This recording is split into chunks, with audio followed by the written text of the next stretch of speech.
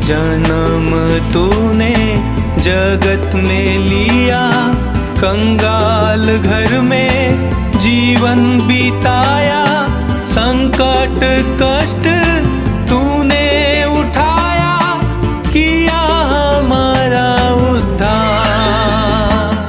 प्रभु यीशु मसीह के सर्वश्रेष्ठ नाम में आपको अभिवादन। पवित्र शास्त्र बाइबल में यशाया की पुस्तक के 53वें अध्याय के 10वें और 11वें वचन में इस प्रकार लिखा है, तो भी यहोवा को यही भाया कि उसे कुचले, उसी ने उसको रोगी कर दिया। जब वह अपना प्राण दोष बलि करे, तब वह अपना वंश देखने पाएगा, वह बहुत दिन जीवित रहेगा। उसके हाथ से यहोवा की इच्छा पूरी हो जाएगी। वह अपने प्राणों का दुख उठाकर उसे देखेगा और तृप्त होगा। अपने ज्ञान के द्वारा मेरा धर्मी दास बहुतेरों को धर्मी ठहराएगा और उनके अधर्म के कामों का बोझ आप उठा लेगा। इन दो वचनों में दो कथन देखने को मिलते हैं। पहला कथन है, जब वह अपना प्राण दोष बलि करे तब वह अपना वंश देखने पाएगा।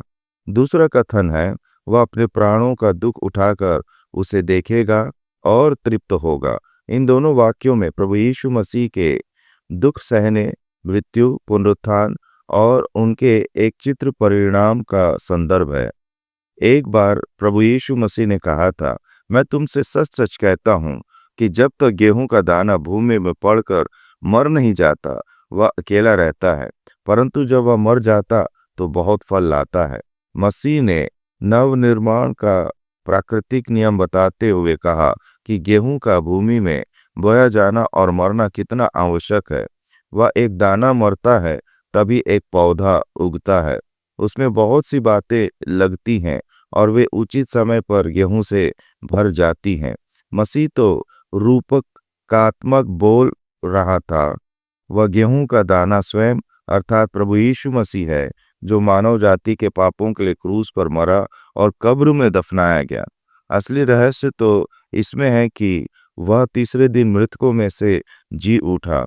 यूहन्ना लिखता है, जितों ने उसका अर्थात मसीह का स्वीकार किया, उन सभी को अर्थात उसके नाम पर विश्वास करने वालों को उसने परमेश्वर की संतान होने का अधिकार दिया है। उसके प्राण का दोष बलि या उसके प्राण की पीड़ा अर्थात उसकी क्रूस पर मृत्यु, उस पीड़ा के दूर होने पर अर्थात उसके मृत्यु से फिर उठने पर वह वंश देखेगा।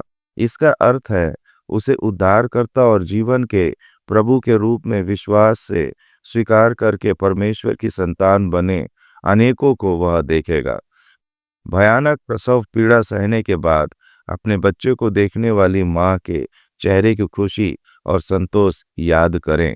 यशाया कहता है, वह फल देखकर संतुष्ट होगा।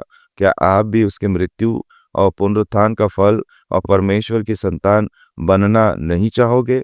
आप भी जीवित परमेश्वर की संतान ठहरे, इसलिए परमेश्वर आप पर अनुग्रह प्रकट करे।